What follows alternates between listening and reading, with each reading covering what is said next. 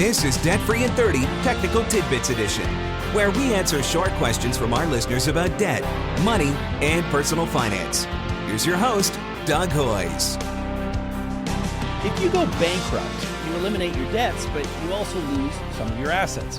When I explain that to people, they often ask me, so what happens if I get an inheritance while I'm bankrupt? Good question, and the answer is really easy. You lose it. Section 67 of the Bankruptcy and Insolvency Act says that the property of a bankrupt shall comprise, and I quote, all property, wherever situated, of the bankrupt at the date of the bankruptcy, or that may be acquired by or devolve on the bankrupt before their discharge. So it's pretty clear if you get an inheritance or an inheritance devolves on you before your discharge, you lose it. So what does devolve mean? And is there a difference between getting a small inheritance, say a few $1,000s, and getting a really big inheritance? And if you have a lot of debts today, but you think you might get an inheritance at some point in the future, what should you do? Go bankrupt today and risk losing it, or hang in there in the hopes that the inheritance might solve your debt problems in the future? And can you just hide it and hope nobody finds out? Lots of questions, so it's time for a technical tidbits edition of Debt Free in 30. So let's get started by welcoming back to the show Ted Michalos, my Hoyes Michalos co-founder and business partner. So Ted, Hoyes Michalos has now been in business for over 20 years. And you were about to say I look the same as I did 20 years ago. Absolutely the same. So over that time, are inheritances something that people ask you about on a regular basis? It comes up almost daily, and it's not because people expect to get an inheritance. It's because they think they might receive an inheritance. And the discussion that we're having about inheritances also applies to any kind of windfall. So it could be lottery winnings, a large gift that somebody gives you, anywhere where the income, the money isn't earned. So any kind of lump sum. Free money. Free money. So an inheritance obviously would fall into that category. Correct. Okay, so what we talk about today, we're mentioning inheritances, but it would apply equally to lottery winnings, anything like that, big gifts you get. So I posed a bunch of questions at the start, so let's kind of hit them one by one. So first of all, I quoted from Section 67 of the Bankruptcy Act, and I know our listeners love it when I start quoting from the Bankruptcy Act. There's nothing more exciting than that. And the quote I read was that you basically lose all property wherever situated at the date of bankruptcy, or that may be acquired by or devolve on the bankrupt. That's a great word, isn't it? Devolve. So what does devolve mean? To pass down. Okay, so that's real simple then. Right. So it's going to come to you. Okay, so let's talk about that. So based on my experience, it can take a long time between when the person dies and you actually get the money, because the assets have to be liquidated. There's a whole bunch of legal stuff that has to happen. All that sort of stuff. And so on. So what if my rich relative dies while I'm bankrupt, but it's going to take a long time before I get the money? So let's say it's going to take years, and I'll be discharged from the bankruptcy long before the money actually comes in. Because, of course, a bankruptcy typically lasts for 9 months, 21 months, 36 months, depending on some factors. So if the money's going to come in a long time after my bankruptcy's finished, do I still lose it? Short answer is yes. So, I mean, that's basically what devolve means. You've got a right to something that happened in the bankruptcy. Doesn't matter that you're going to receive it in the future. You've lost that right. It has passed on to your creditors. I mean, the critical date is the date of death. When were you entitled to receive the money because the individual that bequeathed it to you died? Gotcha. So the moment that person dies, it's my money. And if I'm bankrupt, well, it becomes property of the bankruptcy estate. So when the money actually gets paid out is irrelevant. It's when it devolves, when that happens. Use the same analogy for the lottery winnings, because there are people that think I can win the lottery and not claim it. It's the date that the lottery happened. So it's when you're entitled to this money. Even though you don't know what the money is, it's when you're entitled to it that's critical. Which is the same way debts work. Right. When you go bankrupt, whatever debts you have on the date of bankruptcy are included in the bankruptcy, whether you know exactly what their amounts are or not. Exactly so right. It works both ways. Yep. Okay, so let's take a simple case then where someone's bankrupt for 9 months. Yep. And which, of course, is the minimum bankruptcy and minimum period of bankruptcy in Canada. And it's 4 out of 5 bankruptcies. And that's the most common situation. Yep. So what happens if they get an inheritance before the bankruptcy, during the bankruptcy, or after the bankruptcy? So before a bankruptcy, if you get an inheritance.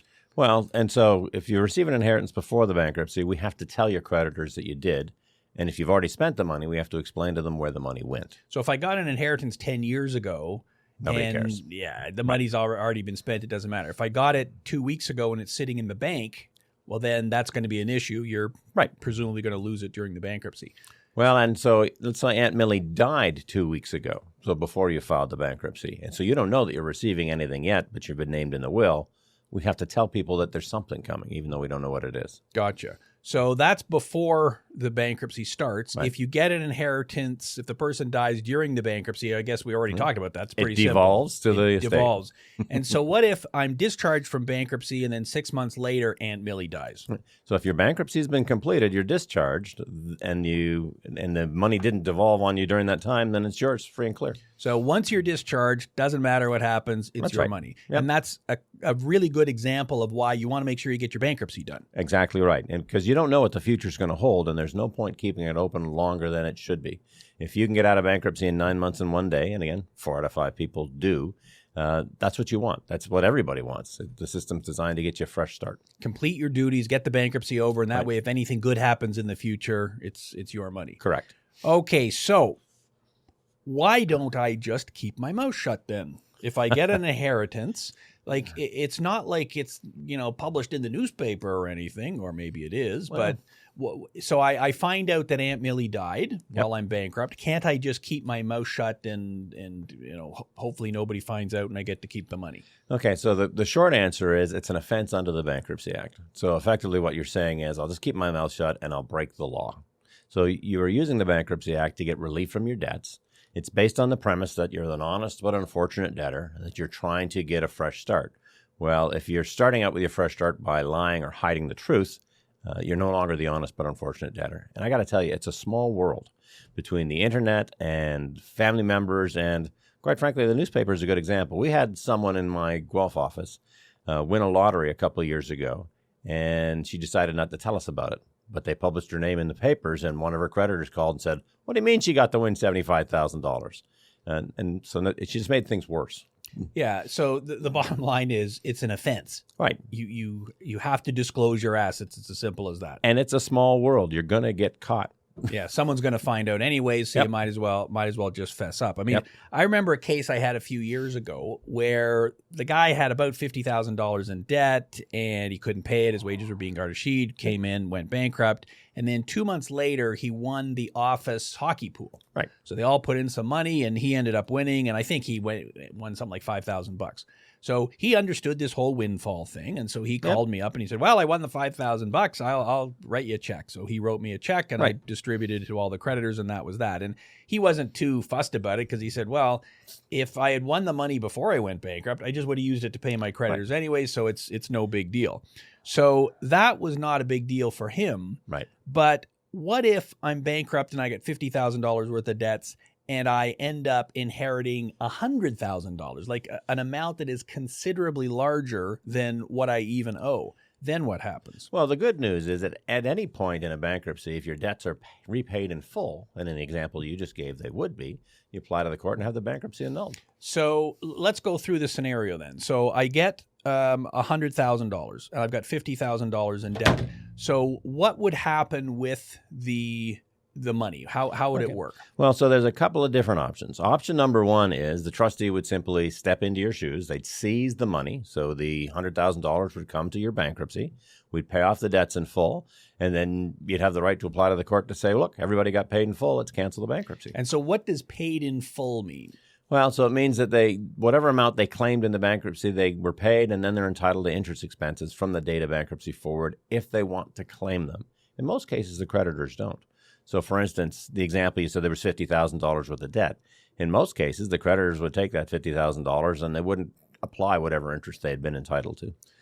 So, okay, so scenario one, there's a bankruptcy, we seize the money, it all gets paid out to the creditors, and if there is money left over, then it would be returned back to the original bankrupt. What's another option? Well, option number two would be you'd have the right to file a proposal. It may seem a little counterintuitive in this case. The example might be better if I've got $50,000 in debts and I inherited $40,000. Maybe you want to talk about that next? Sure. No, let's talk about it right now. All right. So in that case, you could do nothing. The trustee would step in, receive the $40,000, and be the scenario we just talked about.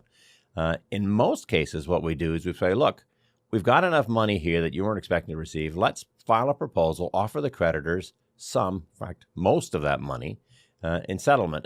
And the reason you do that is to cancel the bankruptcy.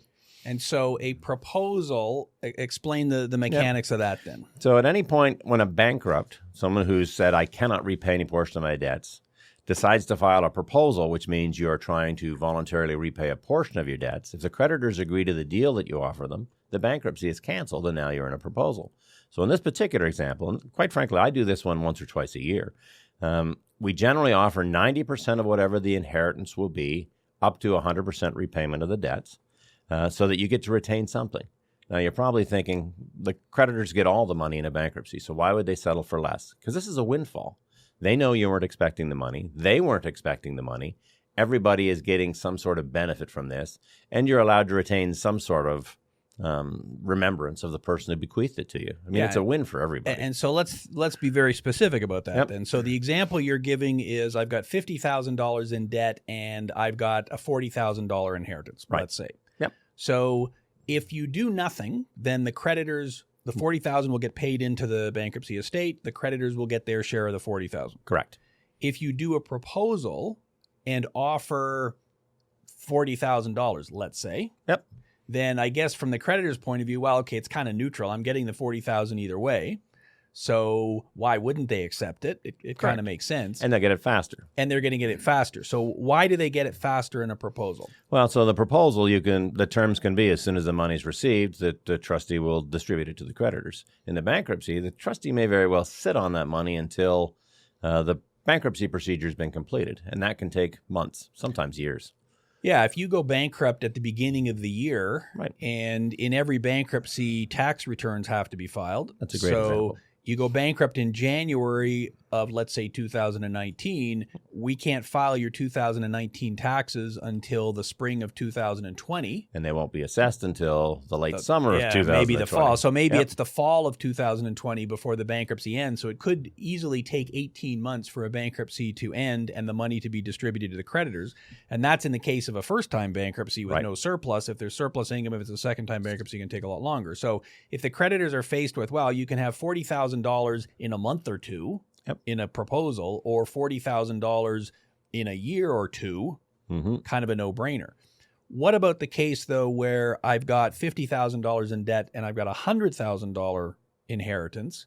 So the creditors are entitled to all their money, plus they could claim interest. I think the prescribed rate at the moment is 5%, although that could change. So, okay, I'm going to get maybe $50,000, maybe $55,000, whatever the number is. Why would they accept a proposal rather than getting all the money plus interest in a bankruptcy? Well, again, there's time value of money. They'd like to have it in 30 days rather than wait. The example we just gave could be 18 months, 24 months, whatever. And also, again, you're dealing with human beings. They weren't expecting to receive any of this money. The inheritance is a windfall for them, too. They get it. I've never had a creditor turn down one of these offers where we said, we're going to file a proposal to cancel the bankruptcy so that the individual, the client, receives the benefit of not being in bankruptcy anymore. And that is a real benefit. Yeah, and you make the comment about it being a windfall, and that's actually true because in a lot of cases, the creditors take the debt, and when a proposal is filed, they send it off to some third-party processing agency. Right. And in fact, in some cases, they actually sell the debt. And so the person who's bought the debt, the company who's bought the debt, maybe they were expecting 10 cents on their 20 cents on the dollar. And now that they find out they're going to be getting close to 100 cents, it's like, well, yeah, why wouldn't we accept it? Right. So it really is a win-win for everybody. Yep. So if I think I'm going to get an inheritance, I don't know for sure, but in our example of poor Aunt Millie, she's kind of sick. Right. So should I just, instead of going bankrupt, automatically go to the proposal option right off the bat? Yeah. I don't generally advise that. One, because it means that you're sitting around hoping ill will on Aunt Millie. And you don't want your last few months with Aunt Millie to be like that. And quite frankly, Aunt Millie could surprise you and stick around for a long time. Well, and what if it's a case where, I don't expect she's going to die. Right. You just know you've been named in the will? I know. Wow. I know that there will be some money there. So I guess the answer is, do a proposal if it would otherwise make sense. Right. But don't be doing something, either a proposal or a bankruptcy, like you say, well, because I expect this particular thing that will happen, which is highly uncertain. Right. Unless you've got a crystal ball, or you're planning to push Aunt Millie off the train. So, which there's a movie there somewhere. Again, we don't advise. Nobody takes trains anymore, anyways. Right. So, what is Form 79 and what is Question 12, and why is that in my script here? What is this all about here? So the common name for Form 79 is called the Statement of Affairs. Which I actually knew that. I know. I was just playing this along is for you here. people. Yeah, right. Yeah. Do you know what it looks like? I do. I do know what it looks like, and I know what Question 12 says. Right. And there's a whole bunch of questions you have to answer. You have to swear to them. And so Question 12 says, do you expect to receive any sums of money that are not related to your normal income or any other property within the next 12 months? What's that all about? Right. So what they're basically saying is, are you already aware that there's something unusual going to happen? They're not necessarily declaring this to be a windfall. So let's say you work for an employer that gives quarterly performance bonuses. You usually get $1,000.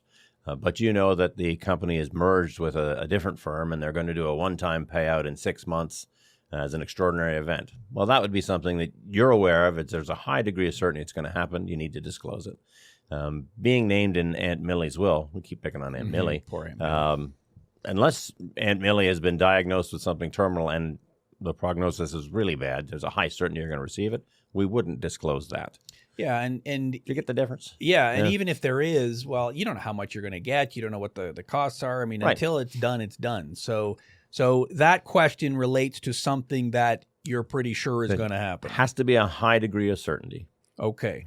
So let's flip this around now, because we've been talking about people who have debts. What if you're the rich guy? Right. And you have, let's say, a son, a daughter, some other heir. A nephew, perhaps? A nephew, let's say, who's named in your will. You're planning to leave them a bunch of money. Right.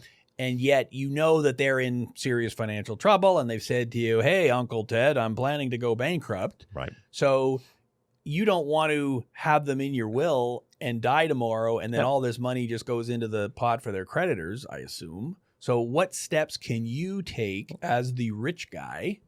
Or not even the rich guy. I mean, we had this. Whoever you are. Yeah, we have this case all the time where, well, my father has, $30,000. There's 3 kids. We're each going to get $10,000 when he dies. Right. Maybe that's the payout from his life insurance or whatever. Is there something that person should be doing to, eliminate the chance that this money just gets distributed to the creditors? Well, so the first decision the person in financial difficulty has to make is, are they going to tell the rest of their family members or any of these potential people that might have them named in the will that they're in trouble? Because the person with the money, the person who's drafting the will, isn't filing bankruptcy or isn't filing a proposal. So they're free to do whatever they want with their will. So they could simply write you out of it, or they could create a familial trust and stick your name in it there. I mean, there are lots of different ways that they can handle it, and they're free to do whatever they like. Now, they can even wait until after you file the bankruptcy or the proposal. Because, again, they're not bankrupt. They're not restricted in any way. So generally speaking, again, unless there's a high expectation that money is going to be received because of death or something is imminent, I don't think it influences the decision of the person filing the bankruptcy. You just got to decide how much information you're going to share with your family. Yeah, and you made the key point there. It's your will. Right. You can do whatever you want. You can leave Whenever money you to whoever you want. So if you decide, well, I'm going to leave it to this person and not to that person, then you can do that. You can always change your will again. Oh, the bankruptcy's over now and I didn't die. Great. Well, now I put them back into the will. It's entirely your choice. My advice in a situation like that, particularly if you've got a lot of money, is get some legal advice. Always, because we're not lawyers. Yeah, we're not lawyers. And okay, how do you, creating a familial trust? Well, that's way beyond the scope of this podcast to be explaining how that's supposed to work. So if you're in a situation like that, get some good advice. Okay, so to wrap up the show then, what is your general advice to someone who thinks they may at some point in the future get a lump sum of money, whether it's an inheritance, a bonus, or whatever, and they have debts now? How do they think through what they should be doing? Well, so the first question they have to answer is, how certain are you that you are going to get that lump sum of money?